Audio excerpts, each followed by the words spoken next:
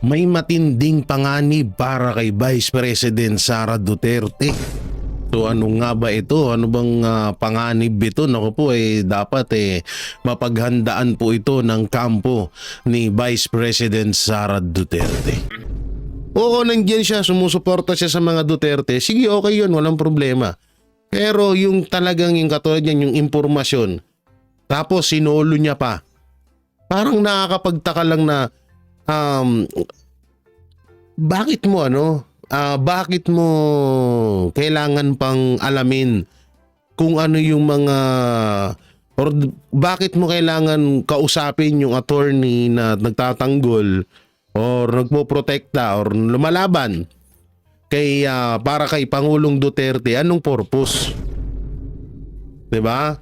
So diyan mo talaga mapagtatanto na itong si Amy Marcos kumukuha ng idea or kumukuha ng impormasyon, hindi lang natin alam kung ibinibigay niya sa kanyang kapatid. Abang-abang na lang tayo sa mga susunod na kabanata. Abang-abang tayo ha.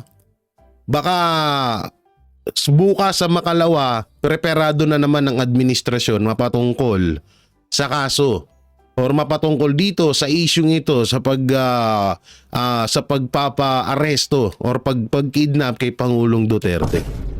Magtaka tayo. Alalahanin nyo ha. Ulitin ko. Nag-usap si Kaufman tsaka si Amy. Dalawa lang sila. Hindi alam ni Vice President Sara Duterte kung ano ang napag-usapan. Kaya kung bukas sa Makalawa, preparado na ang administrasyon para kay Pangulong Duterte kung ano yung mga dapat nilang gawin, alam na this.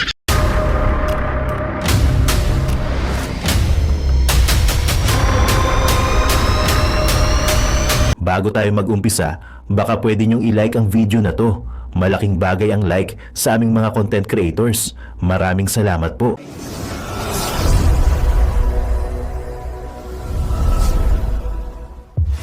Napakabait ninyo ngayon. Nakikinig sila, nakikinig. Bait sila kayo. Bait kayo ngayon. Ay, kailangan magbait-baitan. Kailangan magkunwari. Naku po, kailangan magkunwari. Andiyan ba si Amy Marcos sa likod? Narinig na kayo ayun? Amy, hindi ko pa nasaktan na sinabi ni Vice President. Bait-baitan, magkunwari. Okay, alam mo yung microphone, ma'am. Ma'am, tanong po ng SMNI, yung reaction nyo do, ma'am, any reaction po sa gusto ni BBM na makipag-reconcile sa mga Duterte? Sabi niya, ayaw niya raw ng gulo. Unang-una, hindi na muna siguro ako magsalita about reconciliation dahil Sayang. hindi naman mahalaga siguro ang mga personal na problema ng mga tao, no? Ang mas mahalaga is Yun. yung taong bayan at yung bayan natin. Yes. Tama. Palakpakan, ganda nung sinabi ni Vice President Sara Duterte na yun. Hindi kasi yung ganun kasi, di tama naman si Vice President Sara Duterte, personal nilang buhay yun. Personal nilang buhay yun. Dapat hindi talaga. Ewan ko ba kay Marcos Jr. bakit inilabas yun eh. Bakit sinamay sa podcast nila? Yung mga pagkikipagbate or ano, una-una, hindi mo dapat sinasabi yun. Dapat ginagawa mo nung una. At saka, lintik ba naman? Sino ba namang di magagalit sa'yo? BBM. Yung tatay mo, BBM, si Pangulong Duterte ang nakapagpalibing sa kanya. Tapos yung tatay ni Vice President Sara Duterte pinadala mo sa Netherlands. 'Di ba? Tapos ano? Sabihin mo may kipagbati na? Hindi nga nila nakakasama yung magulang niya. 'Di ba, kalokohan yun eh. Kaya nga tama yung sinabi ni Vice President Sara Duterte na yung mga ganyang bagay, hindi nga dapat talaga yan hindi nga dapat talaga yan pinag-uusapan. Lalo to na una, kayo ay mga tinatawag na public servant. No, dapat nakapokus lang kayo sa lahat doon sa problema ng bansa nyo. Kung paano yun solusyonan. Ganon dapat, palakpakan. Nagustuhan ko yun yung sinabi ni Vice President. Ang galing. Ang ano talaga, ang talino talaga nito ni Vice. Yes, ma'am. Thank you po. Ma'am, kasama niyo po si Senator Amy Marcos. Nagkita Ito na. po sila ni Attorney Kaufman. Ano po yung naging role ni Senator Amy sa case po ni PRRD? Ay, wala po. Wala pong role si Senator Amy sa case ni former President Rodrigo Duterte. Nandito lang siya para... Ano kayang feeling ni Amy Marcos pag napapanood niya to, no? Hindi, alam niyo yung tipong siya parang pinamumukha niya sa mga Pilipino na isa din siya sa sa mga tumutulong para sa proseso ng maagang pag-uwi ni Pangulong Duterte. Tapos biglang sasabihin ni Vice President Sara Duterte na ay wala siyang role dito. Tsalalay ko lang siya. Ano ko lang siya, balalay. Siyempre, si Marcos may balalay na Claire. Si Speaker may balalay na Abante. So ako dapat may balalay din na na Marcos. Ay nako po. Amy sa case po ni PRRD. Ay, wala po. Wala pong role si Senator Amy sa case ni former President Rodrigo Duterte. Nandito lang siya para kausapin na si Attorney Kaufman kung ano man yun na pag-usapan nila. Wala ako doon. So, mas Yan ang liwanag kung ano daw yung napag-usapan ni Amy Marcos at ni Kaufman. Walang alam si Vice President Sara Duterte. Ngayon, isipin nyo maigi yung sinabi ko kanina na hindi kaya nagbibigay ng impormasyon etong si Amy Marcos sa kapatid niya. Yun yung inaalala namin dito. Katulad niyan, walang alam si Vice President Sara Duterte kung ano ang napag-usapan nung dalawa. Unang-una, hindi rin siya masyadong kilala ni Attorney Kaufman kung hindi ako nagkakamali sa bigkas ng kanyang apelido, no? Kaya iyan yung sinasabi namin paulit-ulit na huwag tayong masyadong magtiwala. Oo, nandiyan siya, sumusuporta siya sa mga Duterte. Sige, okay yun, walang problema. Pero yung talagang yung katulad niyan, yung impormasyon, tapos sinolo niya pa. Parang nakakapagtaka lang na bakit mo kailangan pang alamin kung ano yung mga or bakit mo kailangan kausapin yung attorney na nagtatanggol or nagpoprotekta or lumalaban para kay Pangulong Duterte? Anong purpose? 'Di ba? So diyan mo talaga mapagtatanto na itong si Amy Marcos kumukuha ng idea or kumukuha ng impormasyon, hindi lang natin alam kung ibinibigay niya sa kanyang kapatid. Boom! Yun guys, magandang araw sa inyo. It's me again, Boy Sardinas, isa sa membro sa Banateros Vlogger. So yan mga babayan, nakita nyo yung preview ni Tol J. Guevara. My God, I hate scammers. Yan mga babayan, BP Sara, delikado ang buhay. So i-analyze nyo yan mga babayan. So yung mga mahihina ang mga kukote dyan ng mga trolls, ipapaliwanag ko sa inyo, no, kung bakit delikado ang buhay ni BP. Okay, kasi yung iba dito hindi man tinatapos yung preview na nga lang, hindi pa tinatapos, tapos nagko-comment ng hindi na intindihan yung video.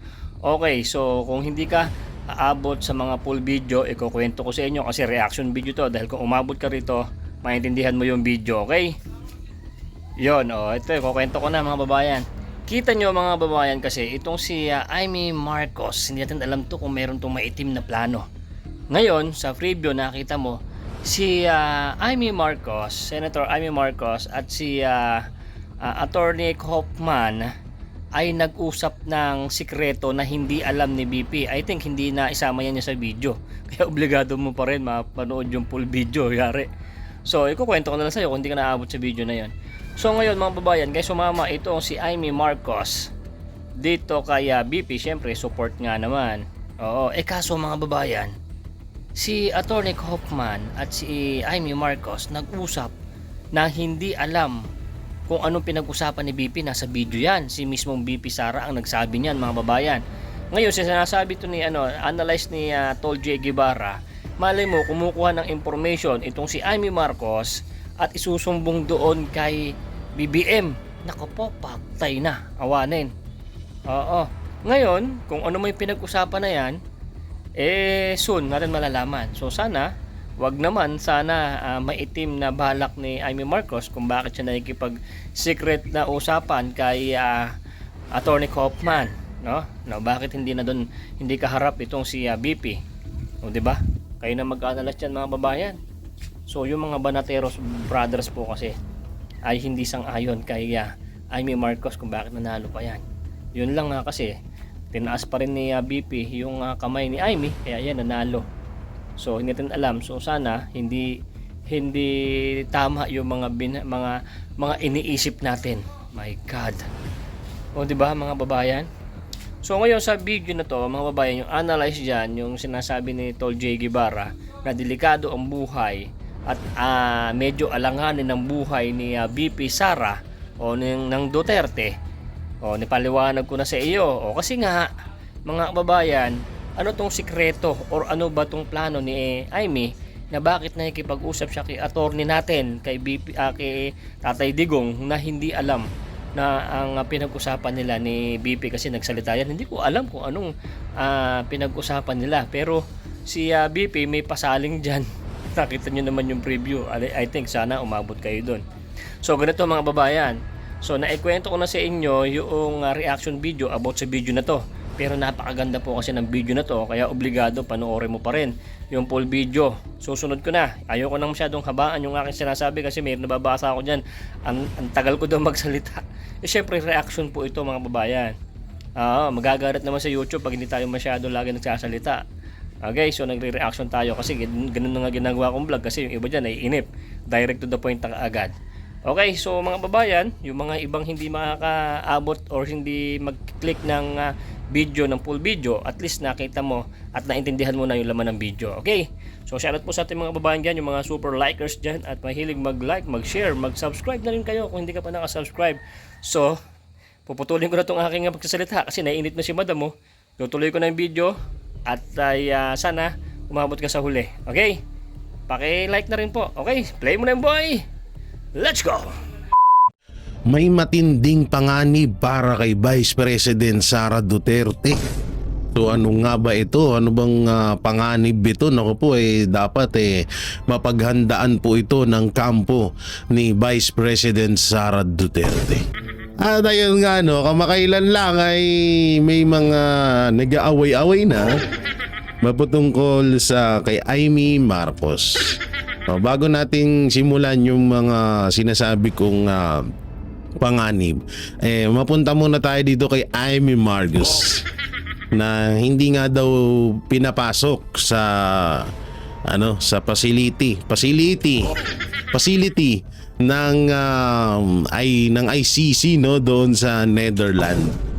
Kasi parang gusto daw pumasok ni Amy Marcos para makausap etong si dating Pangulong Rodrigo Roa Duterte. Alam nyo, ang masasabi ko lang talaga dito kay Amy Marcos, dapat talaga hindi natin siya, disclaimer yung mga kagustuhan ni Amy Marcos na mapauwi si Tatay Digong, makalabas na si Tatay Digong at may balik dito sa Pilipinas, wala akong problema doon. Oo, kahit naman sino sobrang saya ho natin pag nangyari at yun din yung kagustuhan natin, di ba? Pero hiningal ako, dami ko nakain. So ba naman 2 days di kumain. Pero tawag dito, yung sinasabing tiwala, nakakarapat dapat na bang pagkatiwalaan ng isang, lalo lang ang isang Amy Marcos o ang isang Marcos. Para sa akin siguro hindi na talaga, kasi isipin nyo maigi yung ginawa at yung ginagawa ng mga Marcos at lalong-lalo na ng kapatid niya talagang hindi po kaya. So tayo po alam nyo naman nang nangyari, 'di ba? Pinagkatiwalaan at tinanggap po natin si Marcos Jr. at binoto pa natin bilang presidente at binaypas pa nga natin noon si Tatay Digong, hindi natin siya pinaniwalaan. Binoto natin si Marcos Jr. dahil nga kay Vice President Sara Duterte. So akala natin kasi noong mga panahon na yon talagang kakampi ang turing niya, turing natin, no? Hindi natin alam na isang ano lang pala talaga yon, isang malaking palabas lamang yung mga pinakita ni Marcos Jr. sa atin noon nung kasagsagan ng kampanya. Hindi natin nakalain na talagang susuwagin niya at wawalang nyain niya etong mga tumulong sa kanila para makabalik diyan sa pagiging presidente ng Pilipinas. At isa na nga dyan, di ba? Si Pastor, isa sa mga tumulong at winalang niya rin ngayon.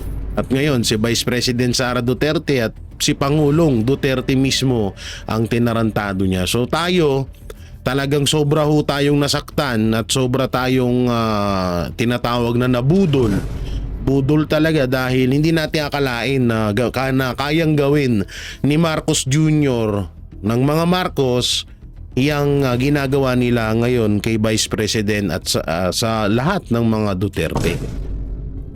Ngayon dito na papasok si Amy Marcos. So may mga kasabihan tayo na ang kasalanan ni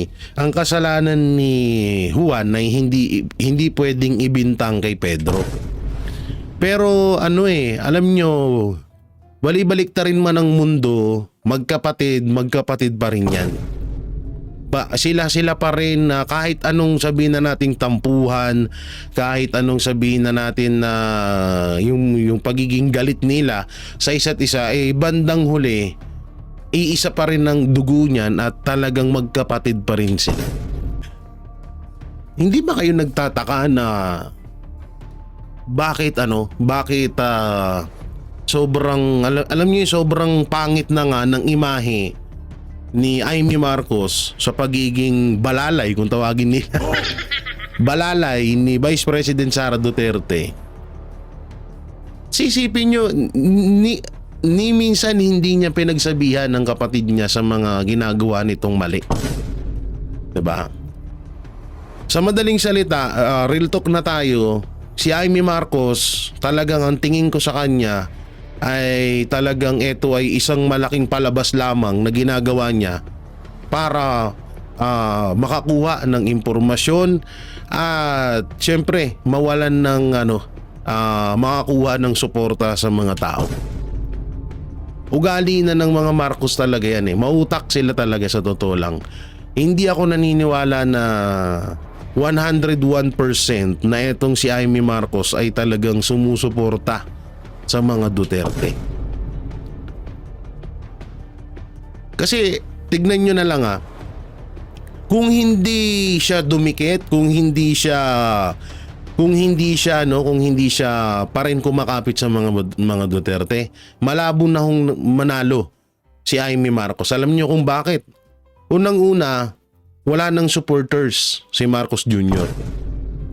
Sa 100% na populasyon dito sa Pilipinas, 2% na lang ata or sige, taasan na natin ng konti.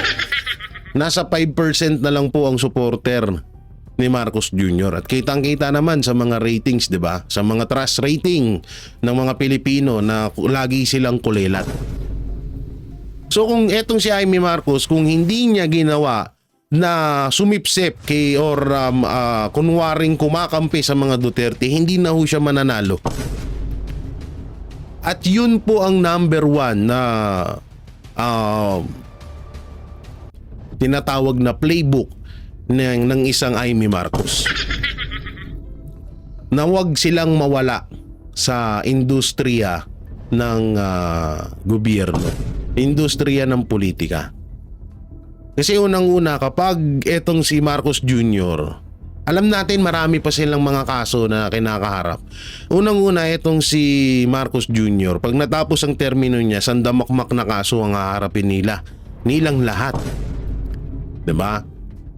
So etong si Amy, kailangan niya talagang pumwesto para hindi siya mawala. Andun pa rin siya sa tinatawag na may kapit pa rin sila. Kasi hindi rin basta-basta ang mga senador. Pag nandyan ka, yan, lumalaki din yung kapit mo, yung malawakang connection mo sa loob, diba? So sa madaling salita, na kinakabahan kami at natatakot kami alam naman namin na etong si Vice President Sara Duterte at ang mga Duterte ay hindi rin nagpapabaya. Pero wala talaga, kahit ano pong gawin namin, wala kaming tiwalang nakikita at nararamdaman kay Amy Marcos dahil sa kanyang siya pa rin po ay isang Marcos. At siya po ay kapatid ni Bongbong Marcos Jr. Kaya talagang alam nyo, sa totoo lang yung mga nang babash sa amin ngayon, yung mga bumabanat sa amin ngayon, hindi naman namin sila masyadong inaatake talaga. Pero alam nyo, may mga ang strategy kasi ni Amy Marcos is namamangka sa dalawang ilog. So ganun din yung mga vlogger niya. May mga vlogger talagang silmulat sa pool Amy Marcos na talaga.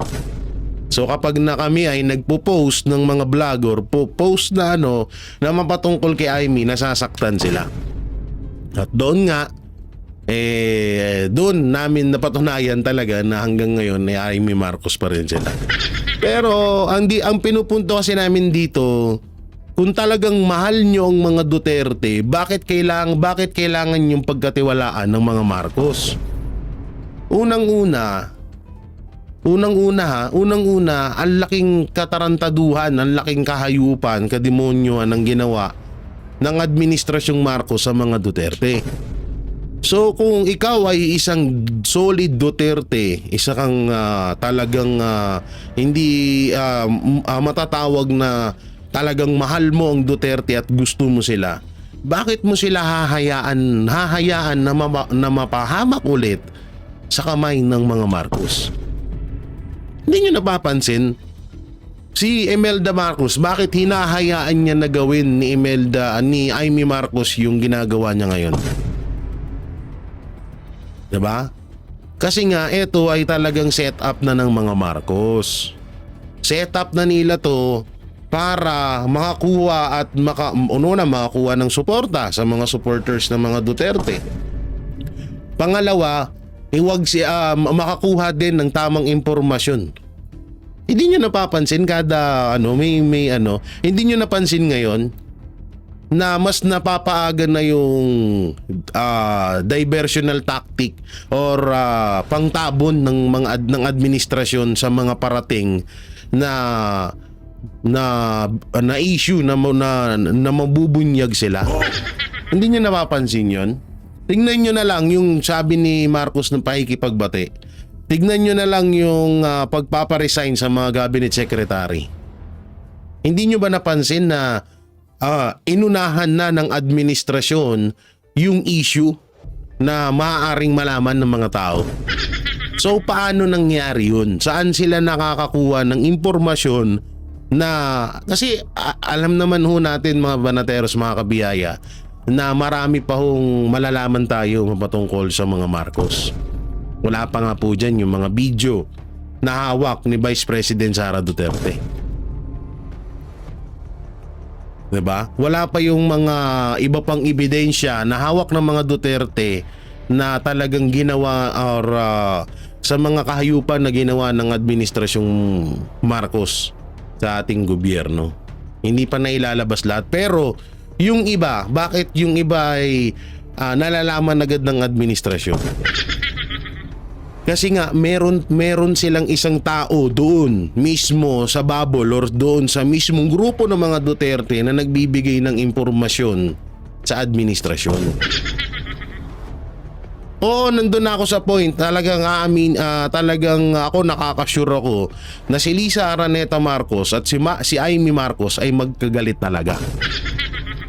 Ano po yan na wala pong hindi po ako nagtataka doon. Pero etong si Marcos Jr., si Amy Marcos, malabo po. Malabo po. No? Kaya kayo yung mga dyan ulitin ko po yung mga sinabi ni Amy Marcos na gusto niya nang mapauwi si Pangulong Duterte, wala hong problema doon. Lahat po tayo gagustuhan ho natin yun. Pinagdarasal ho natin yun. Pero yung kapahamakan na maidudulot ni Amy Marcos sa mga Duterte, doon po tayo nangangamba. Kaya kayo, wag pa rin po kayo magpabudol. Kasi may mga iilan na mga supporters na nagpapabudol pa rin kay Amy Marcos. Try nyo pong magmatsyag.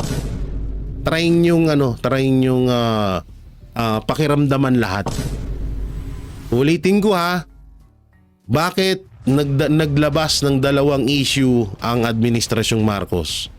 Totoo po, eto po, aminin ko sa inyo, may parating na naman po na panibagong issue sa Administrasyong Marcos na napaghahandaan na nila. Kasi kung matatandaan nyo noon, bakit hindi prepare ang administrasyon sa inilabas? Katulad na lang ho niya ng BICAM report. Hindi po prepare ang Administrasyong Marcos na malalaman at may expose yun sa mga Pilipino. Pero tignan nyo ngayon, inuunahan na po ng Administrasyong Marcos yung maaaring malaman na kabulastugan na pinaggagawa ng Administrasyong Marcos. Ganun na lang, yun na lang ang pinakaisipin nyo. Kaya ako, nagsasabi ko sa inyo, wag na hulit po tayo magpabudol dyan sa mga Marcos na yan dahil kung talagang mahal nyo ang mga Duterte, protektahan po natin sila doon sa mga taong maaaring ipahamak sila. Yun lamang. Bye-bye. Hindi, joke lang. may re-reactionan pa tayo dito. Dito may re-reactionan pa tayong video mapatungkol sa impeachment kay Vice President. Kay Vice President. Siguro mamaya na to. Dito tayo. Yan. Sige. Asan na ba yung kaya no? Eto to. Ayan, panoorin natin muna to. Siyempre, nasimulan na rin naman natin. Amy Marcos, usual. Amy Marcos again. Ang hirap mag-vlog ng may labnat pa ako ngayon. May trangkaso pa. Tapos ang hirap mag-vlog ng ganito, pero kayanin natin. Grabe, tigyawat ko sa leg talaga sila nagpuntahan. Okay, play. First question po, kamusta po yung bisita kay Tatay Digong and how is Tatay Digong now? Yes, unang-una. Yes, okay lang yung visit. Na-late kami kanina, so 30 minutes late kami. So isang oras na lang yung nagawa namin sa pagbisita namin. And pagdating namin, nag-aantay na siya. And masaya siya nung nakita niya kami kasi alam niya na nandun kami to celebrate pre-birthday with him and with my mother. Tapos, as usual, binilhan ko din siya ng Coke Zero, pero hindi niya ininom. Sabi niya, dalhin lang daw niya sa kwarto yung Coke Zero. Pero isa lang ang pinabili niya. Meron daw ba kayong mga news from the Philippines na na-share sa kanya at ano yung mga reaction niya sa mga news na dala-dala niya? Yes, nag-share ako ulit. Na-share ko na noon sa telephone call, pero shinare ko din ulit sa kanya na nanalo yung dalawang PDP laban na senator candidates, tapos yung isang guest candidate, si Marcoleta, plus dalawang Nakamute pala, sorry. Kamukhang kamukha talaga ni Vice President Sara Duterte yung mama niya, no? Oo, talagang Xerox copy. Ang ganda.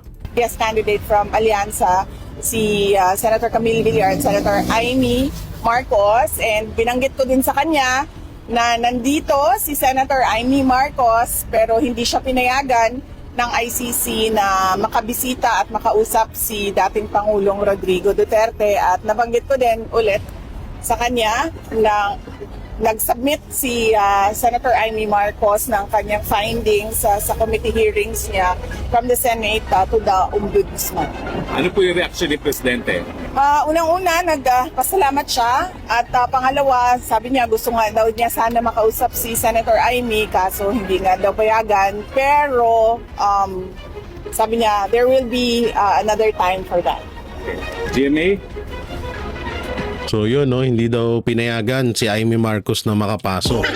At gusto nga daw makausap ni Pangulong Duterte, siguro kakamustahin ni Tatay Digong. Amy, kamusta naman yung kapatid mong bangag?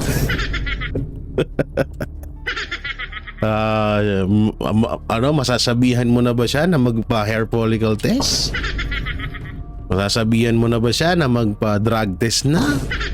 Para hindi na siya masabihan na addict or gumagamit ng pulborotics?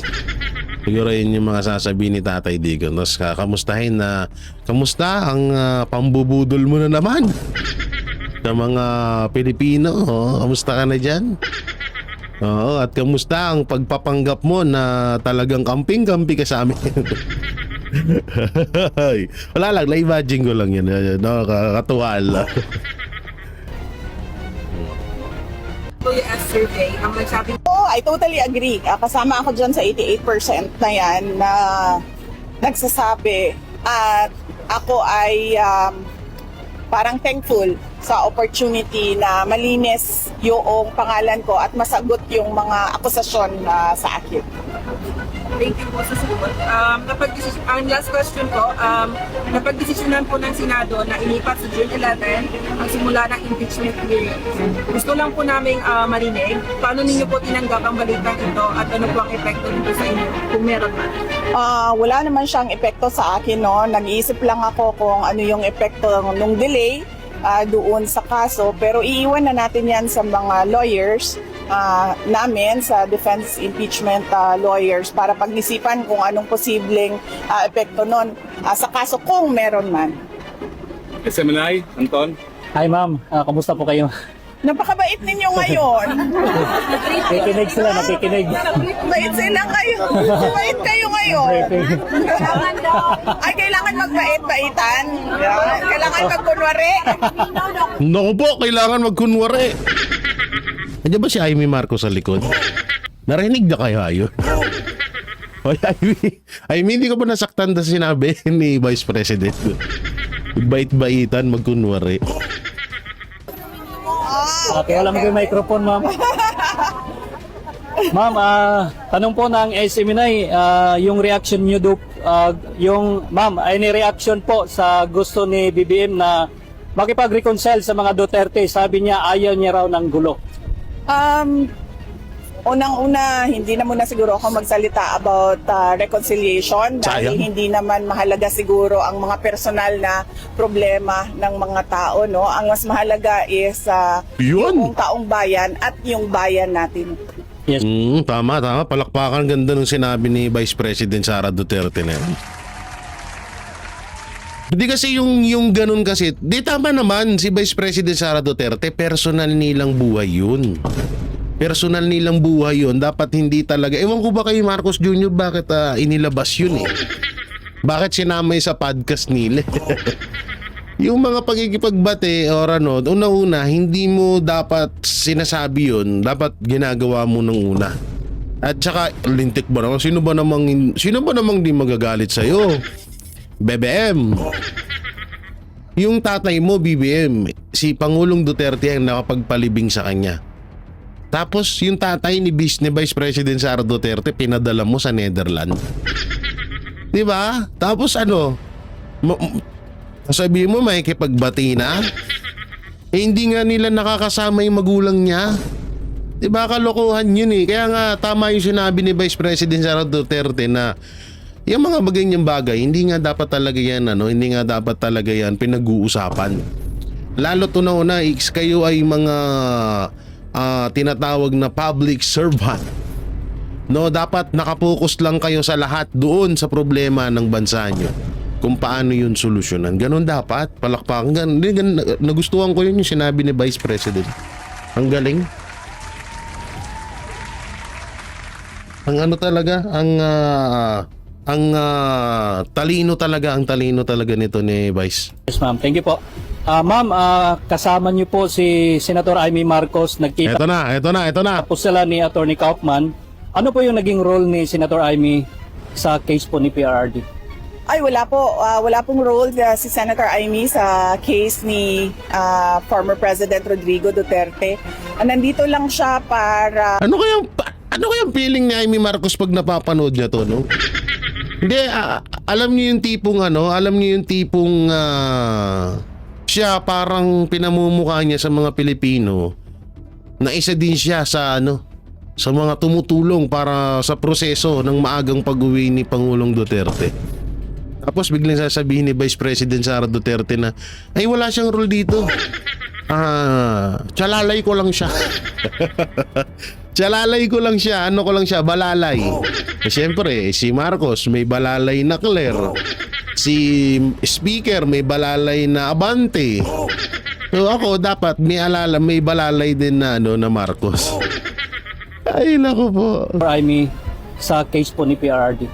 Ay, wala po. Wala pong role si Senator Amy sa case ni former President Rodrigo Duterte. Nandito lang siya para kausapin na si Attorney Kaufman. Kung ano man yun na pag-usapan nila, wala ako doon. So, mas Yan ang liwanag kung ano daw yung napag-usapan ni Amy Marcos at ni Kaufman. Walang alam si Vice President Sara Duterte. Ngayon, isipin nyo maigi yung sinabi ko kanina na hindi kaya nagbibigay ng impormasyon etong si Amy Marcos sa kapatid niya. Yun yung inaalala namin dito. Katulad niyan, walang alam si Vice President Sara Duterte kung ano ang napag-usapan nung dalawa. Unang-una, hindi rin siya masyadong kilala ni Attorney Kaufman kung hindi ako nagkakamali sa bigkas ng kanyang apelido, no? Kaya iyan yung sinasabi namin paulit-ulit na huwag tayong masyadong magtiwala. Oo, nandiyan siya, sumusuporta siya sa mga Duterte. Sige, okay yun, walang problema. Pero yung talagang yung katulad niyan, yung impormasyon, tapos sinolo niya pa. Parang nakakapagtaka lang na bakit mo kailangan pang alamin kung ano yung mga or bakit mo kailangan kausapin yung attorney na nagtatanggol or nagpoprotekta or lumalaban para kay Pangulong Duterte? Anong purpose? 'Di ba? So diyan mo talaga mapagtatanto na etong si Amy Marcos kumukuha ng idea or kumukuha ng impormasyon, hindi lang natin alam kung ibinibigay niya sa kanyang kapatid. Abang-abang na lang tayo sa mga susunod na kabanata. Abang-abang tayo ha. Baka bukas sa Makalawa, preparado na naman ang administrasyon mapatungkol sa kaso or mapatungkol dito sa isyung ito sa sa pagpapa-aresto or pagkidnap kay Pangulong Duterte. Magtaka tayo. Alalahanin nyo ha. Ulitin ko. Nag-usap si Kaufman tsaka si Amy. Dalawa lang sila. Hindi alam ni Vice President Sara Duterte kung ano ang napag-usapan. Kaya kung bukas sa Makalawa, preparado na ang administrasyon para kay Pangulong Duterte kung ano yung mga dapat nilang gawin, alam na this. Okay ha? Okay. Alam na this. So, baka ano pa ang ano nyo ha? Baka sabihin nyo, Jay, wag mong gawa-gawa ng kwento. May mga ganyan na naman ako mababasa eh. Jay, wag mong gawa-gawa ng kwento. Oo, si Amy Marcos tumutulong. May mga mababasa na naman ako dyan sa comment section. Samantalang dito, no? Sen Amy Marcos, eto na naman. Ikinatuwang na usog ang impeachment kay Vice President Sara Duterte. Wow, sige, panoorin natin to ha. Sige, good news to, good news. Kalendaryo o nausog na kalendaryo ng impeachment. Nakatutok si Mav Gonzales. Nakatutok. Hindi pa man nagsisimula ang impeachment trial ni Vice President Sara Duterte, naghamon ang mga kaalyado niyang uupo bilang senator judge na kasama rin niya ngayon sa The Hague. Lintik lang ang walang ganti. Pumanda sila. Ayaw niyong tumigil. Purbahan natin. They will not be able to remove the Vice President. Itaga mo sa bato yan. Itaga niyo sa bato yan. Walang mangyayari. The Vice President will stay as Vice President. Sabi ni Presidential Sister Senator Amy Marcos, masaya siyang nausog ang kalendaryo ng impeachment dahil marami pang panukalang batas na dapat ipasa bago matapos ang 19th Congress. Mula June 2 sa June 11 na ang presentation ng impeachment charges, pag-convene ng impeachment court at panunumpa ng senator judges. Yun. Sa akin yun ang importante, makatulong sa tao at tigilan na ang pangunguna ng pampulitikang impeachment na yan. Pero sa kabilang banda, Dapat nga sinasabi mo nga ni sa kapatid mo nga ni. Yang mga sinasabi mo dyan nga ni. Una mo dapat pinagsabihan yung kapatid mo nga ni. Kasi nga ni siya ang presidente. bakit inuurong yung impeachment? O tanggapin ninyo, talo na ang impeachment. Yun lang yun. Kahit ngayon, kahit sa Hulyo pa, talo na. Dismayado naman si outgoing Lalo na daw, no? Sabihin mo yan sa kapatid mo, ha? Pag uwi mo, Senator Aimee. Oo, sabihin mo yan sa kapatid mo, ngagbars. Ngagbars, my brother. Tigilan mo na yung impeachment na yan. Lalo kang nabubulok. Senate Minority Leader Coco Pimentel na binago ni Senate President Jesus Escudero ang impeachment calendar. February 2025, nagpalabas na ng impeachment calendar si SP. Di ba dinibate natin dati yun na forthwith. Dapat nga hindi mo na hinihintay ang June 2. Pero siya ang nasunod kasi lumipas na yung panahon. Dagdag ng constitutional law expert na si Attorney Domingo Cayosa, tila dinidribble ng Senado ang impeachment ni VP Sara. Even if you look at the rules of the Senate itself, malinaw naman na pag may impeachment, it takes precedence over the ordinary legislative work. After pinangakuan niya ang taong bayan, kung nagko-complain na bakit dinidribble niya ito, pinapatagal niyo, dapat ito sa lalong madaling panahon ayon sa konstitusyon. Atat na naman kayo sa impeachment. Mahalaga raw na marinig ang magkabilang kampo, lalo't mabibigat ang paratang laban sa bise. Sana raw, hindi na umabot pa sa puntong makialam ang Korte Suprema. Nung paano mabigat yun? 100 confidential fund? 127 million, 25 million. Confidential fund nga ni Marcos, billion eh. O sige, sabihin na natin yung banta kay Lisa, kay Martin, tsaka kay kay sino ba to? Kay Marcos. Personal yun eh. Kung sakali mang merong banta, kahit wala naman, di magain sila ng kaso laban kay Vice President Sara Duterte. Ba't kailangan ni-impeach? Kalukuhan. They will say merong impeachment and kung madi-delay na naman yung proseso, it's not fair to the accused, it's not fair to the prosecutors, it is not fair to the Filipino people. Bukod sa issue ng schedule, sabi ni dating Senate President Tito Soto, kailangan ding linawin ng Senado kung paano ang gagawin sa mga re-electionist. Manunumpa na kasi sila bilang Senator Judge sa June 11, pero magtatapos ang termino nila sa June 30. Si Pia Cayetano, member siya ngayon. Okay, kasi Re-elect siya. Oo. Okay. Sasabihin niya, continuing ba siya? Hindi. June 30 natapos yung term niya. June 30 ng alas 12 ng tanghali. Ang daming bagong questions. Senator uli siya eh. Oo, ang daming questions nga. Yun ang ano nun eh. Oo. Yun ang sitwasyon Kaya nun. justiciable hindi talaga. pwedeng sabihin na, hindi, ano yan eh. Incumbent yan eh. Oo, hanggang June 30, incumbent. Okay. July 1, bagong Hintay senator pa, uli siya, bagong term uli siya. Pero convening July 28 pa. Ang continuing yung 12 2028 Hindi naman pwedeng matatapos. impeach. Hinihingan pa namin ng tugon si Senate President Escudero, pero bukas pa raw siya magbibigay ng pahayag. Para sa GMA Integrated Nagkakaroon tayo tuloy ng ng medyo pangamba. Kung lang kasi talaga kung nakapasok lang yung Duterte, kahit sabihin na natin na 5 or 6 or sabihin na natin lahat yung Duterte senatorial candidate, alam nyo talagang wala na tayong pangangamba. Pero ngayon naman nakita rin naman din natin na kahit papano medyo panatag na rin tayo na hindi may impeach si Vice President Sara Duterte, kasi kahit papano may mga nakikita tayo na maaaring kumampi or kakampi ng mga Duterte, no? So ayun yung pinaka maganda doon. Ano pa ba yung ibang pag-uusapan natin? Pag-uusapan na natin yan Ito abot dito sa press con. Oo, dito sa sinabi ni Vice. So pakinggan natin yung mga importanteng mahalalaga na mga ano rito, mga sinabi ni Vice President Sara Duterte. Pasok. For supporting the Duterte Senator candidate. Okay, NOS. Okay, so let's go to the local media. GMA News, please ask your questions. GMA News.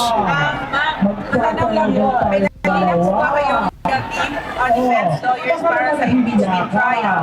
Impeachment. Nakita sa inyo sa Korte Suprema. Okay. So, sa Korte Suprema, sa Supreme meron akong disbarment cases. And yung mga disbarment cases ko doon, unang lawyer ko doon ay aking father-in-law, si Attorney Lucas Carpio. And then ang sumunod na lawyers ko doon ay si Attorney Michael Pua. Alam nyo wait lang Ay. Medyo putol-putol kasi yung boses. Hindi dapat kapag may mga ganitong press con, si Vice President Sara Duterte, sana hinihinaan or pinapatay muna yung sound sa mga gilid-gilid. Kasi ito yung no? So sana may ganung setup. Tingnan nyo, hindi masyadong naiintindihan yung mga sinasabi ni Vice President Sara Duterte kasi sobrang ingay. Alam nyo talaga pagdating sa setup, si Minay talaga ang maaasahan mo, no, setup ng mga ganito. Pag iba talaga medyo palyado Sorry po kasi isipin nyo, nagpe-press con si Vice President Sara Duterte pero tuloy-tuloy yung tugtog. Yung mga sumisigaw, yung mga nagsasalita. Pwede naman sa sabihin na natin ilang minutes lang to, 24 minutes lang to, gasino ba na ipatay nyo muna yun? Hindi, sorry kasi sayang imbis na may impormasyon kay Vice President na malalaman natin, hindi natin masyadong malaman kasi hindi natin maintindihan. May nagkakantaan doon, may sumisigaw doon ng bangag-bangag. Respeto sana. So eto panayam kay eto pala yung update kay Pangulong Duterte. Diyan sa Netherlands. Panoorin din po natin to. Digong now. Yes, una-una. Yan katulad lang nun, no? Ganun dapat, di mo, tingnan nyo sinaway sila kasi ang ingay nila. Diba? Maging sana tayo maging tawag doon. Hindi na tayo dapat kailangan pagsabihan. Vice President yan, no? Dapat ganito, tahimik. Diba? Yung mga tao tahimik. Hindi yung nagpe-press con, may nagtutugtog, may nagsasalita. Digong now. Yes, una-una. Yes, okay lang yung visit. Na-late kami kanina, so 30 minutes late kami. So isang oras na lang yung nagawa namin sa pagbisita namin. And pagdating namin, nag-aantay na siya. And masaya siya nung nakita niya kami kasi alam niya na nandun kami to celebrate pre-birthday with him and with my mother. Tapos, as usual. So, diba? Ang liwaliwanag, hindi ko yung parang pipikit-pikit sa sobrang ingay.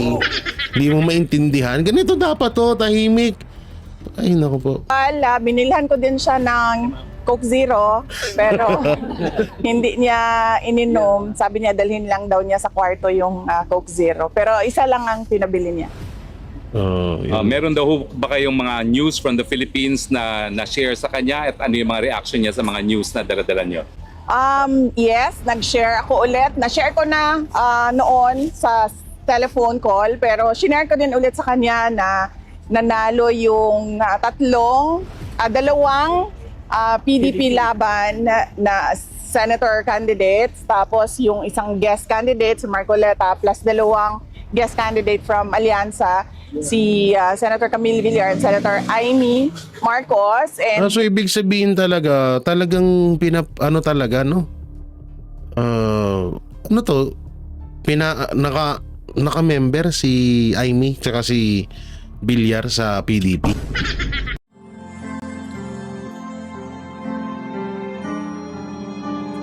Melody ng song. Ang bayan ko'y pinagpala pagkat sa amin pinigay ang isang biyaya.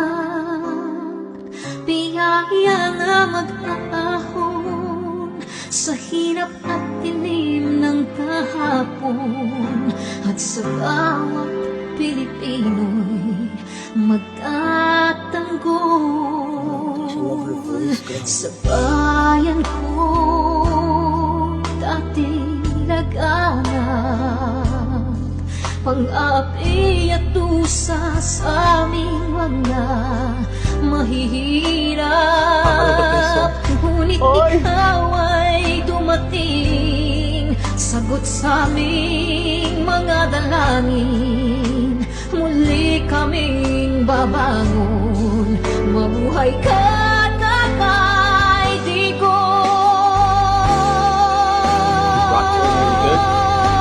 Ama, maraming salamat.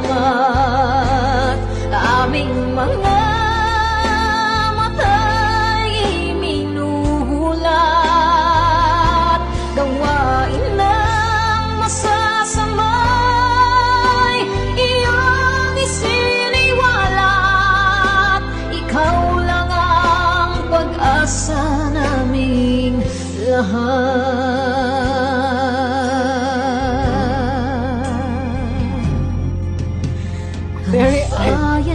Binamatay niya ako, umiyak ako. Pilipinas, muling makikilala at itataas. Katahimik ay maghahari sa ating puso'y mamamayani. Mga ngiti sa labi di mapapawi.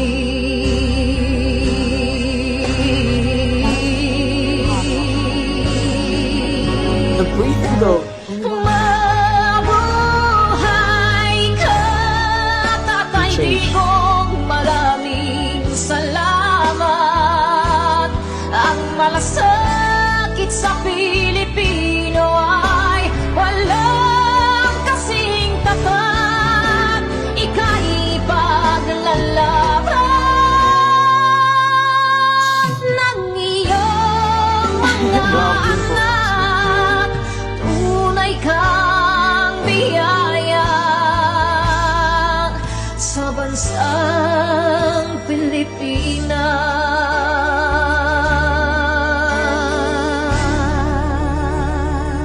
Haba. Nay, ito na yung bayad ko sa isa, ano? O, kunin mo yung isa. Isa muna. Iyan, no? Tapos, isa pa. Di ba? 4 dapat na sardinas, eh. O, yan. 3 na. Pang-4 na sardinas. Okay na.